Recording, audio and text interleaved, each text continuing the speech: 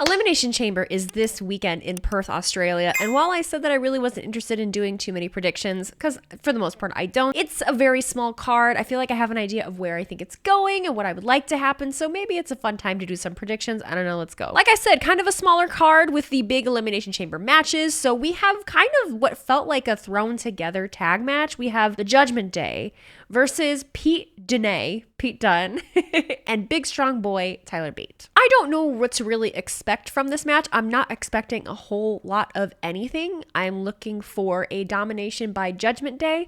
I'm not looking for Tyler or Pete to get a win on this. I am happy that Tyler and Pete are getting a little bit of that spotlight, but a lot of it just feels a bit unfinished. You know, I feel like Ridge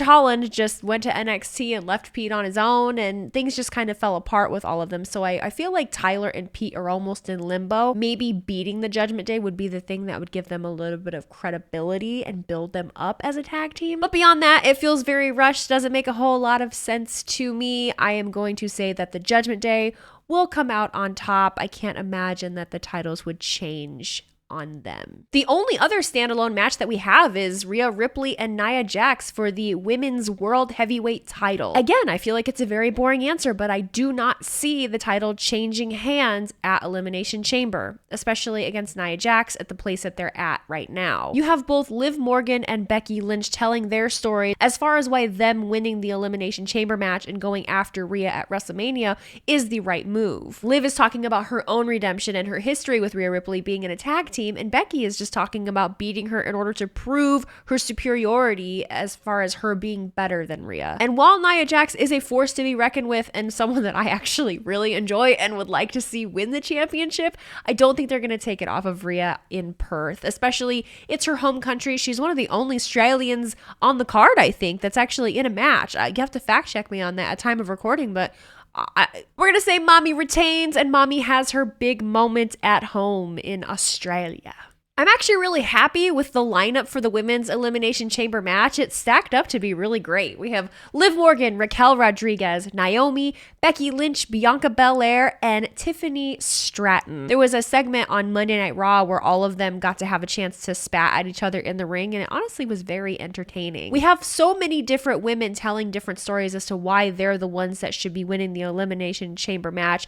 And aside from Tiffany, who actually I think was the best of all of them speaking to each other, Liv Morgan's is the one that I resonate with the most. I had been saying before Liv got injured that I would like her to run a story with Rhea Ripley because there's actually a story there where they used to be a tag team and Rhea turned on her, and I would just love to see that story get a build and play out. However, we do have Becky Lynch involved still, and with the way that they're speaking, I can see Becky being more of a draw at Mania, the match itself maybe being more of a draw despite all the Liv stands.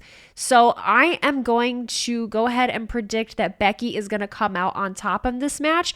But to be completely honest with you, I think I would be fine with any of these outcomes, maybe except Raquel Rodriguez. I feel like been there, done that. I'd like to see any of these other women get a shot. Also, another great stacked chamber for the Men's Elimination Chamber match. We have Kevin Owens, Bobby Lashley, Randy Orton, Drew McIntyre, Logan Paul, and L.A. Knight. Yeah. Feel similarly about this match as I do as the Women's Elimination Chamber match. I like the outcome of a lot of these, but from the story that they're telling me so far, my gut instinct tells me that it's Drew McIntyre. I can see Drew going after Seth at WrestleMania.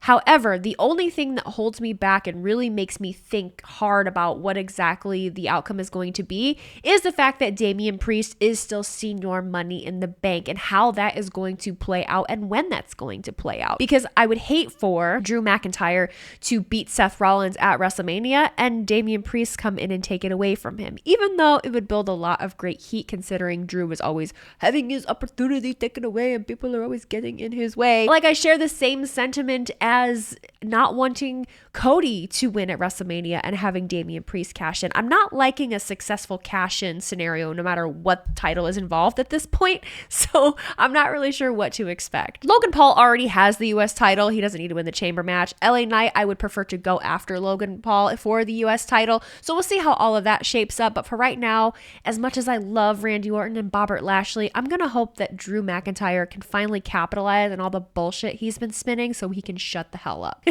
It's not a match, but it is noteworthy. Grayson Waller is going to do a live Grayson Waller effect in Perth in his home country of Australia, and he is going to have Cody Rhodes and Seth Rollins as special guests. And I'm curious what the conversation is going to be during that, if we are going to get a surprise of perhaps The Rock showing up, since it's, you know, a big once-in-a-lifetime pay-per-view in Perth. Maybe we'll get The Rock that shows up. Or really anybody. Maybe CM Punk shows up and cuts a promo. Maybe we get some clarification as far as what's happening in the future. Maybe we'll get an announcement for WrestleMania as far as what's going to be happening when it comes to the 2-night event. Are we going to see a tag team match that everyone keeps talking about between Cody Rhodes, Seth Rollins, and The Rock and Roman Reigns? It's very hard to tell right now, but I'm glad that nothing is super predictable for me. I'm glad that they're leaving space open and I can just kind of sit back, relax, and enjoy the ride. All right, there's my quick, straightforward, to the point predictions for Elimination Chamber in Perth, Australia. Let me know what you guys think. Let me know what your predictions are and if you're going to be at the show. I will not be streaming Elimination Chamber live. That would be 5 a.m. Eastern time for me. However, I do plan on streaming it about 3:30 p.m. Eastern on Saturday, the same day. All right, guys, see you later. May the odds be ever in your favor.